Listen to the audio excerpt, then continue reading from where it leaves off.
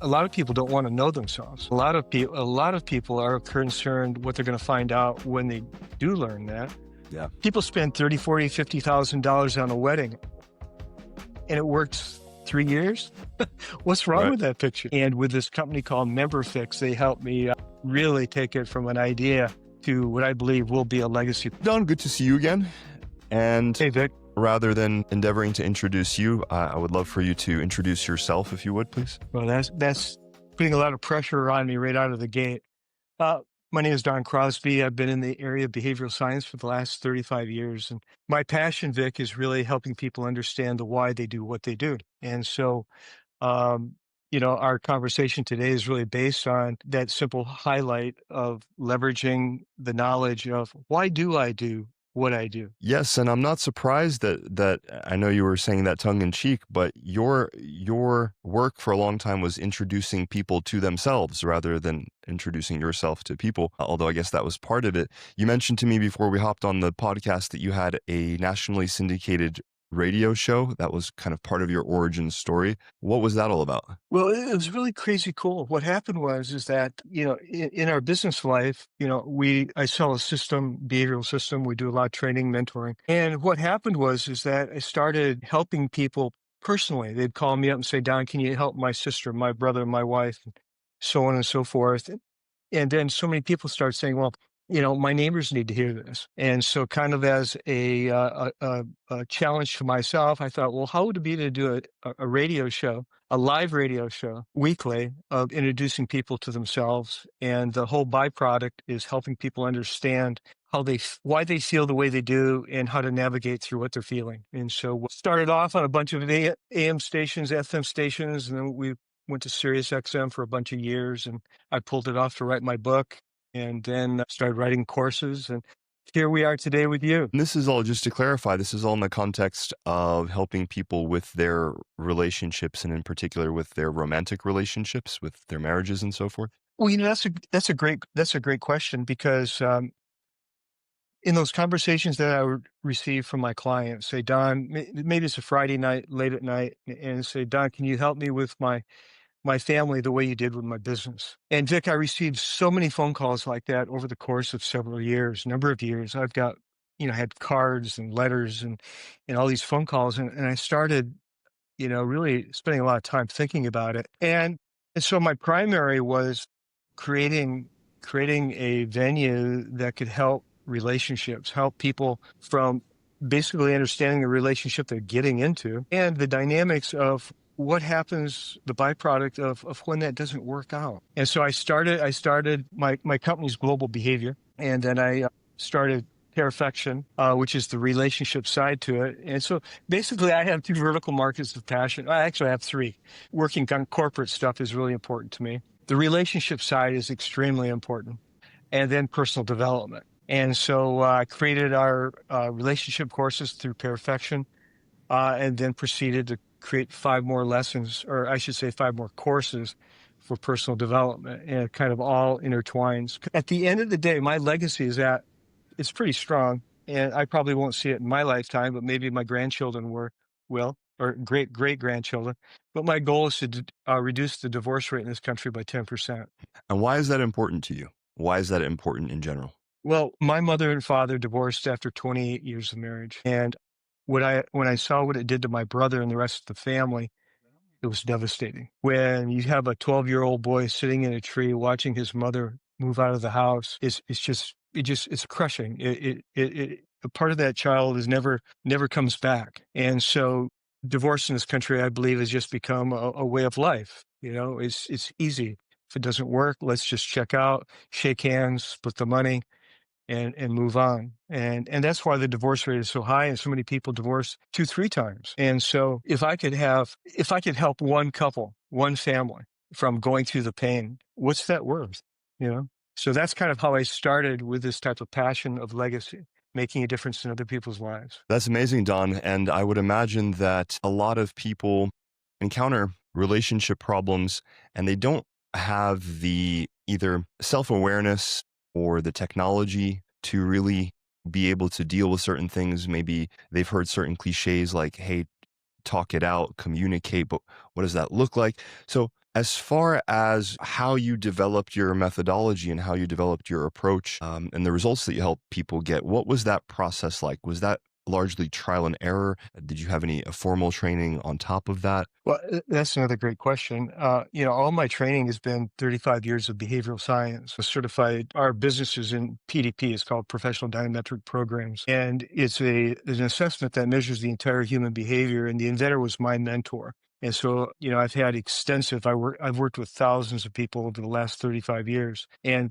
through that hands-on experience, and I think one of the things that makes what we have so valuable, Vic, is that I'm not a doctor.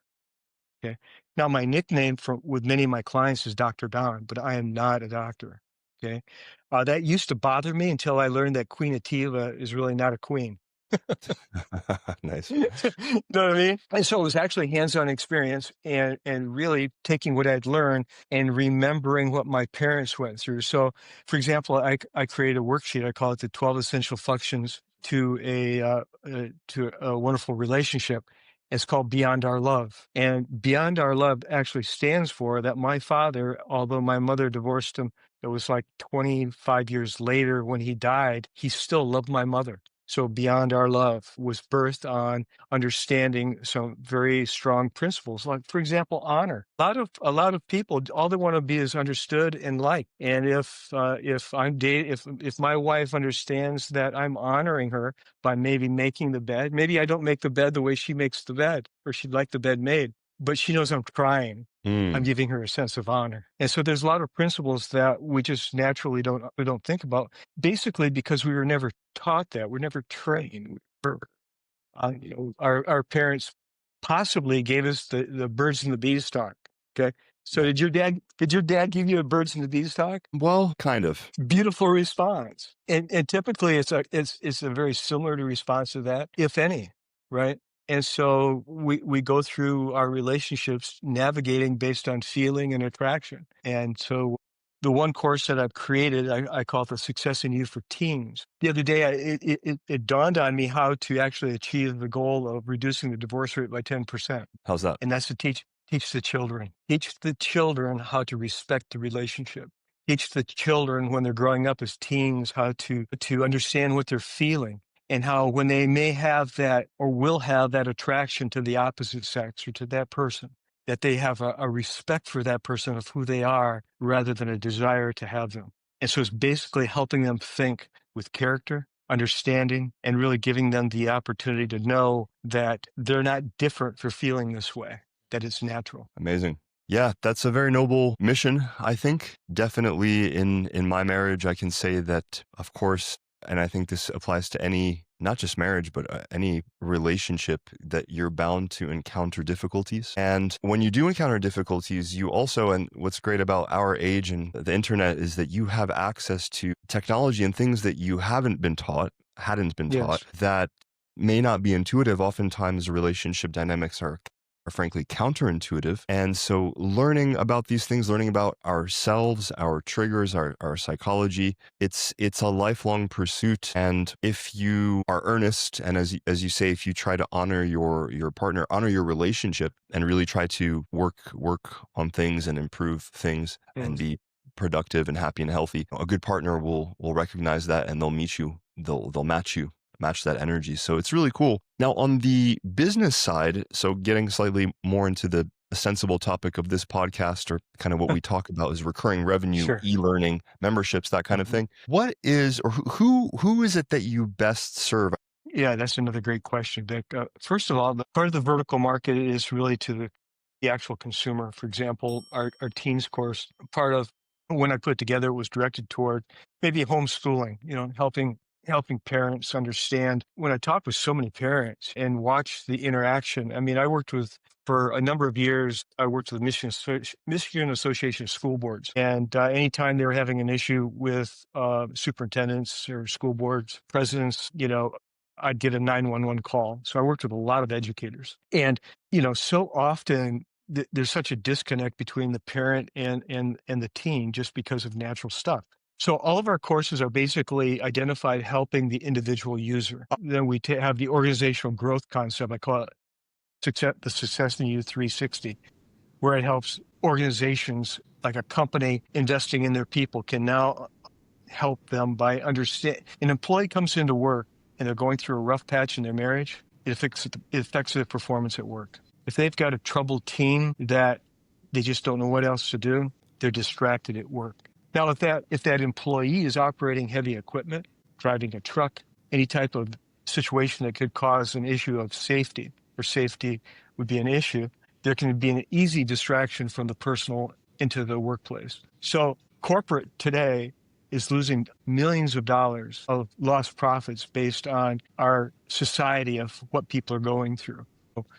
To answer your question, it's helping people directly go online, get a course. The course is for a year. Amazing content, behavioral information, worksheets, audios. I mean, it's great content. Or a company can do it and save themselves, help invest in their people. It's a beautiful business model that I'm very, very proud of. It's taken 5 years to create it. And with this company called MemberFix, they helped me really take it from an idea to what I believe is a legacy project today. That's amazing. Well, first of all, it's absolutely our pleasure and honor to serve you, Don. It's just always a pleasure to work with you. And Thank you. as far as that on the corporate side, it's interesting because I've encountered a lot of folks who maybe are selling something like a certification or some kind of course that it may have a live component or not. And maybe they've considered, or maybe they haven't even considered the possibility that they could impact more people, help more people by offering sort of a corporate style pricing and packaging. For example, it could be seat based, X Hmm. amount of seats for, X amount of dollars, Yes. or X or Y dollars per seat or whatever. And there's a lot of benefits to that because you can potentially impact a lot of people. You're also generally going up market and you're working with Hmm. folks who have the means for you to help them and who are Hmm. serious about it and sort of have Yep. a different level of professionalism and punctuality than maybe your average B2C type customer. What has your experience been on that end? Yeah. Well, we're just releasing it very, very soon on the corporate level. For example, next week we've got an email going out to all of our corporate clients that we sell a license, a real technology license. We train, mentor. I do a lot of, I call it workforce development, workforce discovery projects. I do a lot in manufacturing. I've worked in pharmaceutical for years. Medical with hospitals, construction, automotive. Every industry practically, I think I've been involved in nationally and internationally. I've been to Mexico a number of times. I was on a call with a client just yesterday in Mexico, in Monterrey, that I don't speak Spanish, but with an interpreter and our technology. I mean, it's really fascinating that you can get to know another human being in about a minute. And that's with our technology. It's crazy cool. And, there's lots of different technologies out there, maybe a Myers-Briggs, which is like a buzzword in behavioral Sure. science, right? DISC is a biggie, colors, animals, barrage of different types of instruments out there. And ours is just different because it measures people differently and it measures the movement and change of what a person's going through. And it's all very positive. So for the first time, a parent can sit down and understand their child with clarity, or the HR person can understand their entire staff with one spreadsheet. I mean, really know them. For several years, I had a contract working with prisons, and I'd go into one particular prison every quarter and work with inmates. And I'd walk around the room with my graph and speak to them and say, I don't know why you're here, but this is probably what was going through your head when you were considering, criminal activity. And without a doubt, every time people broke down, they couldn't believe it, the accuracy of the information and what they were hearing. And so when you take that same context and you put it into a course, and you don't have, maybe the verbal of myself or another person like me delivering it, but when you can read that type of information, and then when you can put it in play with audios.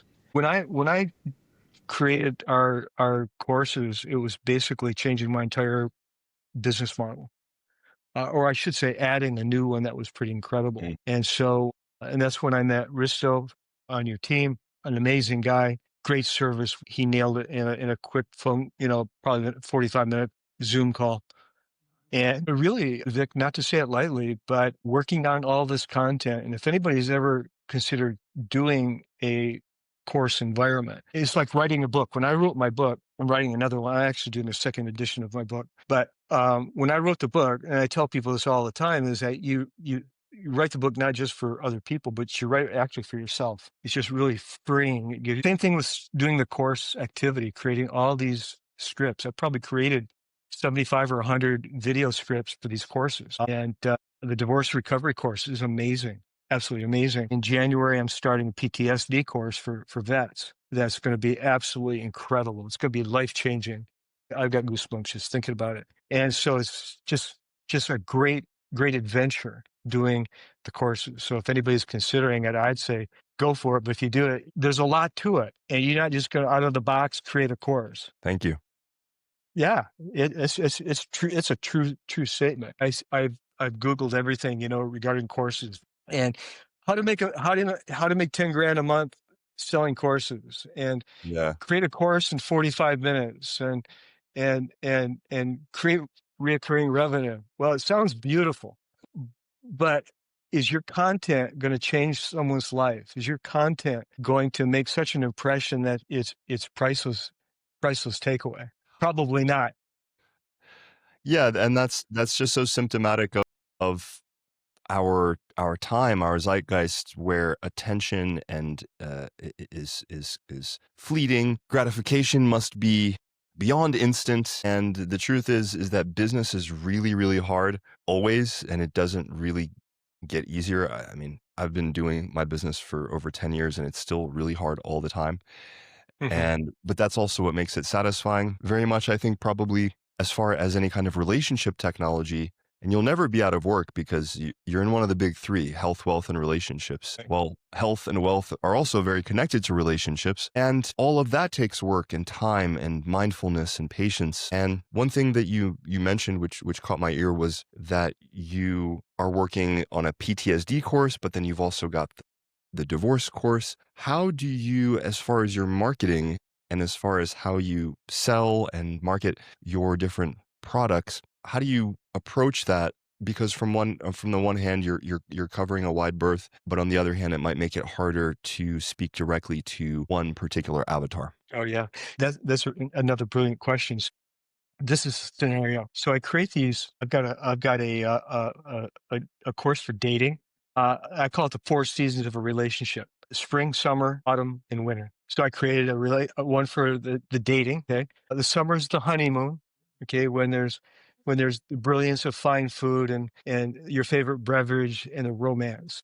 Then reality sets in. 15 years later, 7 years later, 3 years later, you're in autumn, where things are a little bit different, maybe a little difficult. And then 20 years later, the kids are leaving, maybe not quite that long, and we've got the winter months. So I created all those courses, and what I found out, Vic, was that it was a difficult road marketing relationship courses. Mm. So here I have the passion of helping people with a relationship, created all the great content, threw a bunch of money at the marketing of it, and learned after that, people were interested and probably do it, but they had to think about it for a long time. So then I started creating my other vertical market of passion, which is success. So I created the Success in You for teens, Success in You for young adults, which we call a launch product, the Success in You mastery course, and the Success in You mini course, and the divorce recovery course. So now what's going through your head is that, Don, you're crazy. How are you going to market 9 courses, 9 vertical markets? And so the way I determined the best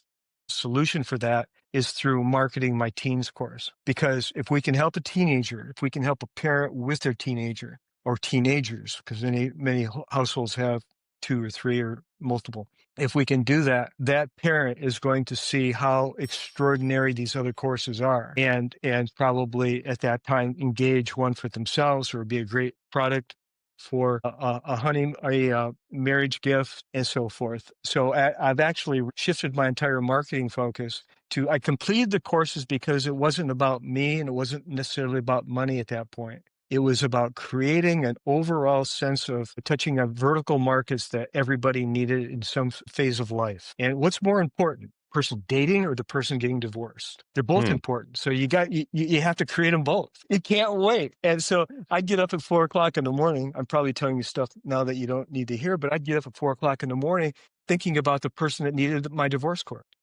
And I'm going, what a responsibility. I've got to get this done. I don't know who they are, but they're going to be looking for this and they need to have it. Yeah. Yeah. Well, at the very least, you'll be able to find out if one is sort of a hit and one is a miss, because you don't always know in advance, especially when you don't have a particular audience aggregated in advance. If you had a list of 20,000 people who were all, 40 to 60-year-old women recently divorced, that's very niche. That's very specific. You could market Yes. to that very well. Yeah, But and that's exactly what we're doing at this point. We're taking, now that I've created everything, and I have a marketing company out of Maine that I've just contracted, and they're working on contacting the homeschooling market. They're gonna drive just the teen market for me, and then eventually we'll be doing that with the people experiencing divorce.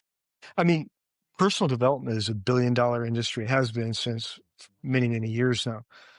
But because of social media and all this distraction, uh, you know, personal development is now considered a TikTok adventure. You pick up stuff on, a quick video, a feel good video on TikTok, 15, 20 seconds, 30 seconds long. That's their personal development. right, sans And, context. and yeah, yeah. And, but I do feel that there's a lot of people out there seriously looking for, how can I improve my life without spending a lot of money, a lot of time, and it really fits my schedule. And that's what I've created. You mentioned also gifting. So this is something that we worked on together. And this is an interesting one because how what's the etiquette of gifting somebody a course on something so personal and intimate? Well, that's another great. I love your questions, man. Well, first of all, when someone's married, and the first thought is everybody wants to get them something extraordinary. Parents, the relatives, best friends, everybody's going to be attending.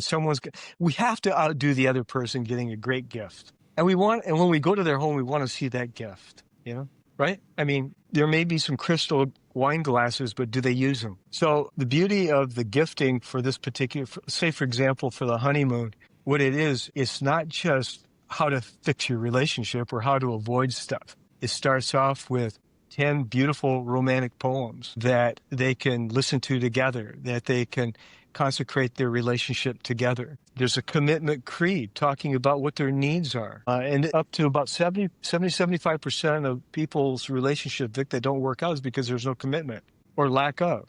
They didn't talk about their commitment to one another, other than when they said their vows, I do. Or maybe they And were so, implicit or assumed, right? The covert contracts or assumptions. exactly right. So with the commitment creed that I put together, it's identifying what each person's needs are in a way at the beginning that they can talk about it. And one person may have a greater physical need than the other, or maybe the one had some physical abuse that the partner doesn't know about. And so all these things can be discussed in a loving tone that becomes just a foundation for any couple that's just newly married, because they can take the essence of attraction, just having this great, yeah, people spend 30, 40, $50,000 on a wedding and it works 3 years. What's wrong Right. with that picture? The great thing, I guess, about gifting somebody a course. Well, first of all, the people who would even take this kind of thing seriously, they're already so far ahead of the average couple, I think, Yeah. because that alone shows a certain type of seriousness as a human being, a certain resolve, and a certain realisticness around the understanding that there is a honeymoon period. It's very interesting. Like my wife, she's from Ukraine. I'm originally from Ukraine, but I actually grew up in the Oh, US. And interesting. one of the things that always fascinates me is the different attitudes towards marriage and relationship that you see in different countries. In, Yes. for example, Ukraine or where we live in Thailand, certainly love and romance, this is very important. And it sparks the whole thing. But there's also a very pragmatic side, and there's a sort of inherited cultural understanding that it's not a Disney fantasy. You're going to have to go through a lot of difficult things. You're going to hate each other at times, and you're not just going to want to have sex all the time like you probably feel right now.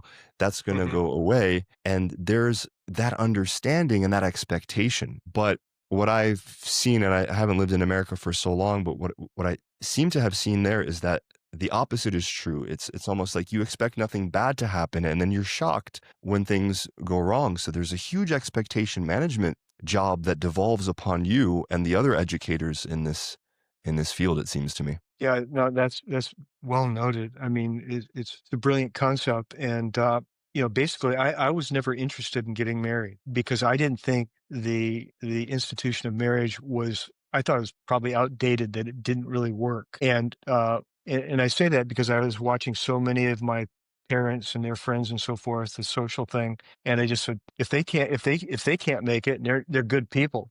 If they can't make it, what's to say that I can make it? Hmm. And my wife and I, in November, and just very soon, will be our 40th wedding anniversary. And it's my first marriage. It's been outstanding. I can't say enough about the commitment, what we've been through, and how we've weathered it together. It's been just actually very remarkable. And part of the success in our relationship, Vic, is because of what I heard. What I heard. It wasn't what I said, it was what I heard. And I think in communication, one of the biggest failures of any relationship is that people don't listen. And they talk, but they're so busy talking that sometimes maybe the tone of voice or something distracted them, and that same conversation became painful because of the tone, but they didn't listen.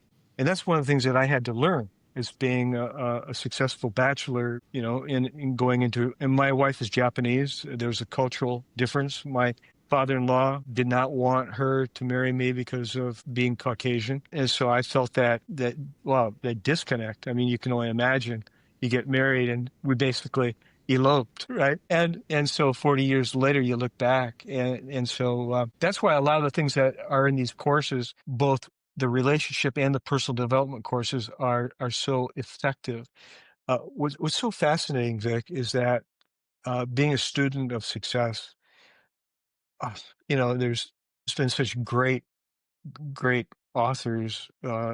James Allen for How a Man Thinketh, and I mean this goes back to the late uh, 1800s, early 1900s.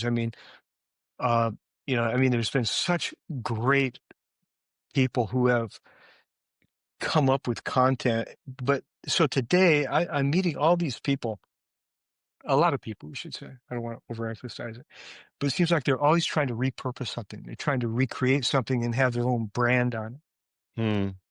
right? And I said, no, I'm not going to do that. I'm going to honor the people that I've learned from, because what they've done is so brilliant. We don't have to repurpose it. We don't have to change some adjectives in their content. We just need to give them honor for their heart, their vision, their contribution. And that's what I've really tried to do with our courses, that I've written a lot of the stuff and I've been influenced by such experts, but I have not blown my horn of saying what I've done. You know what I mean? I just try to have it all inclusive, because it's not about me. It's about helping that other person. It really is. That's why all the courses are so inexpensive. I've had people say, Don, a marriage course, I mean, is so inexpensive. I go, yeah, we want people, hey, we don't want any barriers. We want everybody to go through it. For sure. Yeah. And to that point, does your business focus on one-off payments, or is there a recurring model? I suppose, you could go upmarket and sort of price things really high, and you could still do that with the corporate approach, Oh, yeah. Yeah. right? And so that kind of everybody wins in that scenario. Or you can do more of a low cost, high volume approach from a business perspective. They're both legitimate, assuming you have the volume and the profit margins and so forth. So where are you at with that? Yeah. I wish I'd had this conversation with you like 4 years ago. Okay, I've been driving Dennis and your staff nuts.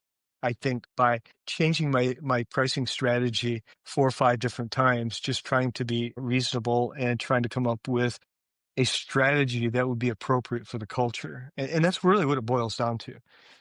My challenge was, do we, do we create a 995 product that's going to make a lot of residual revenue, or do we create something that's going to have lasting impact on a population that maybe can't afford that $9.95. If I may interject, do you worry that if you price things too low that people will assume that the value is not there or they won't take it seriously? So that was a and it still is a major concern, but I tried to price it to a point to where to make them curious enough that they would try it. And that's what, so to answer your question, I'll back up just a moment. So all the courses are for 12 months. They're not a monthly, that they can pay either in full or 6 monthly payments, but the course is for a year. And right now, and I may change this, but they don't get a certificate. And it's not like the normal course of, oh, I've got to complete this by a certain deadline. This is really all about a learning experience. This is about them figuring out their schedule that they can commute. It's like going to the gym and working out. They need to figure out what's going to work. What do they want? What does success look like for them? Do they want a new Mercedes, or do they want a new Mercedes without payments? What do they want? And so with that in mind, it's annual 6 monthly payments. And then there's a 3-day free trial. So they can try it for 3 days. If they, what it is here, Vic, if they log in and see the content, they're blown away. It's all about the content, the delivery, how valuable it is. And so, and I tried to make it to where, doing that prison project really changed my life, because I saw another area of society that most people don't see.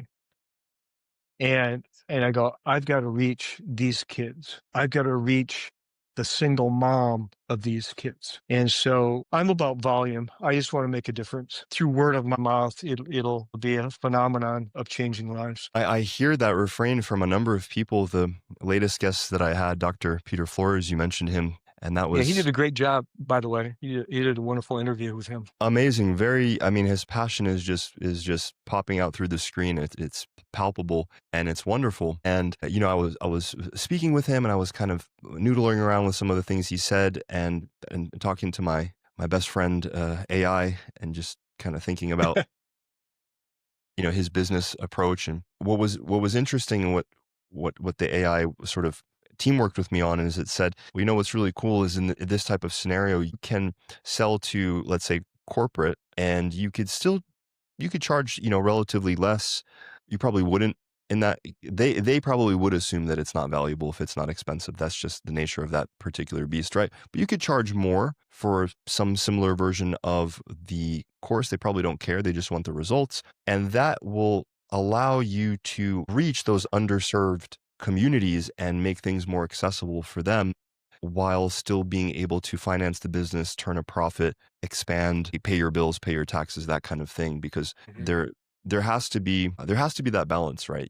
If it'd be nice if we could just work on passion alone, but we do have financial and business realities that we have to respect as well. It's like, how do you? Absolutely. One of the things that goes along with that, Vic, is that in all of our courses, I've taken the tool that we use in License to Businesses, the PDP, we've incorporated it in our courses. And so to my business clients, they're already familiar with the value of the assessment tool. And the assessment tool is, I believe it's the world's finest in the world. It's just a great tool. And so with that in mind, we have that edge of demonstrating to any company the tool itself. And when they understand the tool, now they understand, because I've had companies say, Don, president, CEOs, board guys call me and say, Don, can you do for our employees what you did for our hiring and our workforce performance and development? And so that's where these courses come in. So I definitely have a vertical market identified. And it's not, although I'm very passionate about what I do, the business market is very specific. It's just it's just huge, because I've got 9 vertical markets. And anybody that's creating a company goes down, do one vertical market, make that successful, and then add accordingly. But at my age and my passion and my clock is ticking, I had to just lock myself up and create content. And that's kind of where I am today. Understood. Crazy, huh? Well, what does your funnel look like? Do you offer upsells, downsells, freebies? You mentioned a free course, I think. How do you take somebody who doesn't really know about you, or maybe saw something that you posted somewhere on social media or found you through Google or AI now, I guess? and educate them or meet them where they're at and help them understand their problem and then offer your solutions to their problems. What does that look like? And then offer them more solutions to more problems since you have those available. Yeah. Yeah, I think it's really identifying, where they're at. And typically what happens when I have a conversation with someone, Vic, and we're able to connect really quick. I mean, when I'm doing let's say if I have someone that's interested in our business system and we give them a complimentary survey, the assessment. And then once I've introduced them to themselves and I know them better than their wife, their mother, their father, what it does, it eliminates the learning curve of getting to know somebody. And so what I talk about is really, it's your thoughts, not complicated, but I've got it broken down into four buckets. It's your thoughts, it's your circumstances, it's your behavior, and those are really, they equal, the results. So I call it really the life's equation of predictability. What you think, the circumstances that you're in, and your behavior equals your actions, reactions, and what's going on. So I encompass all that into our conversation, and it's just I don't really have a free course. I do the one-on-ones complimentary because I love people, and basically everything I do has always been word of mouth. Someone will be on the golf course talking with their friends, say, "Hey, they're talking about a problem," and they'll say, "Give this guy a call." And my whole life for the last 25 years probably has been referrals after doing this for 35 years. Crazy, Is there something that crazy you can cool. point to? I call it crazy cool. It's a great lifestyle, trying to make a difference in someone's life. Yeah, it's groovy. Yeah, it's fun. Um, is there something that you think you could point to, or maybe several things that come to mind that you've done in the business, or changes you made in the business, or ideas that you've implemented that have had some kind of measurable improvement in revenue, profit, customer acquisition, results, any business metric that would be important to you? Yeah, great. Another great question. I mentioned earlier that I do a lot in manufacturing. One particular manufacturer I was working with, they had an extreme problem with morale. It was horrible. And I was referred by an association to the president of this company. It was in acquisitions, just being taken over by a corporate client. And I was involved at the very beginning. And about 6 months later, I get a call that says, "Hey, we need help with our performance and our morale issue because we don't know what to do." And so I had a contract working with 190 people. They took our assessment. They're still a client today. This has been probably 25 years, maybe 27 years ago. That's how long it's been. And they're still a client today.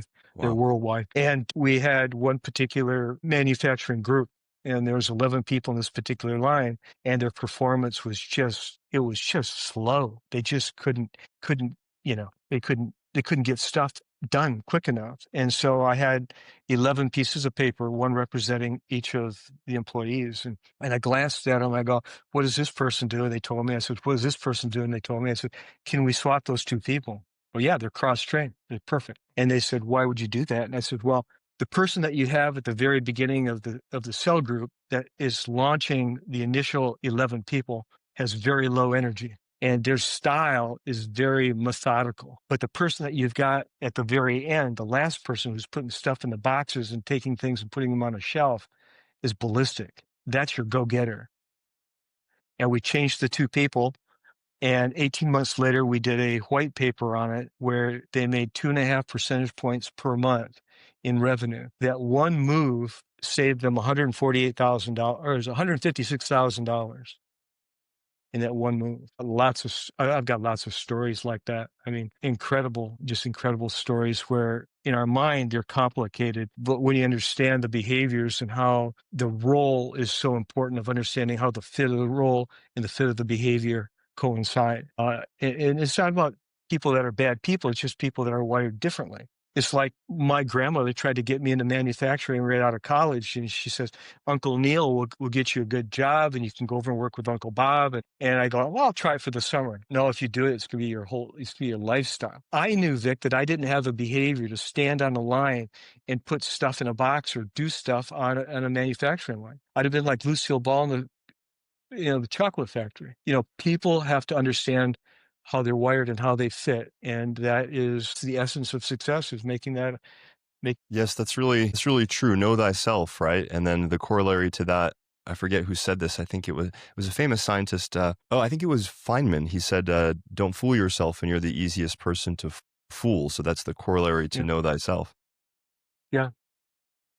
Know thyself and make sure that it's true what you think you know. Yeah. And, Uh, and to spin off on that, what's really interesting, this is what I was really emphasizing on my radio show, was that as I introduced people to themselves through our technology, not through it was through their self-assessment, right? Was the fact that a lot of people don't want to know themselves. And a lot of people are concerned what they're going to find out when they do learn that. And once they do, our natural behavior is to compare ourselves among ourselves. So we're never good enough. And so therefore they feel broken. Like I tell people, I'm a broken toy, but I know why, and I'm work in progress. But a lot of people they just they don't like who they are, and they're always working to become that other person. When indeed maybe they've got some beautiful giftings that they're not really understanding. That's what when I do a one-on-one, Vic, this is what I do. Now we and I have to do a one-on-one together. We really do.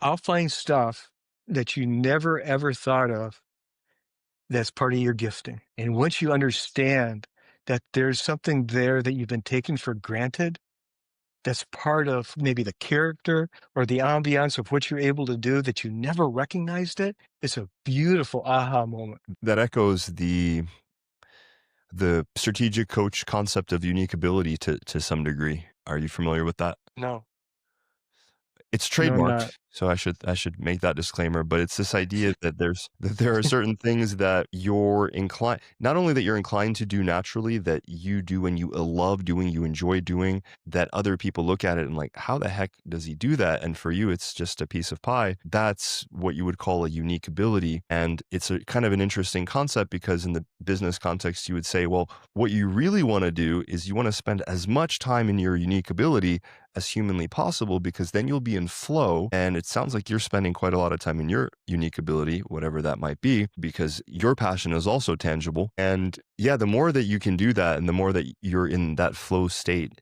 and also the more that you're able to delegate things to service providers or your team and to handle things that you're maybe not as inclined towards, probably you might not be more successful necessarily, because that's not guaranteed in any way, but you'll probably have a lot more fun. Yeah. Yeah. Is so much of it is really parallel with your behavior, right?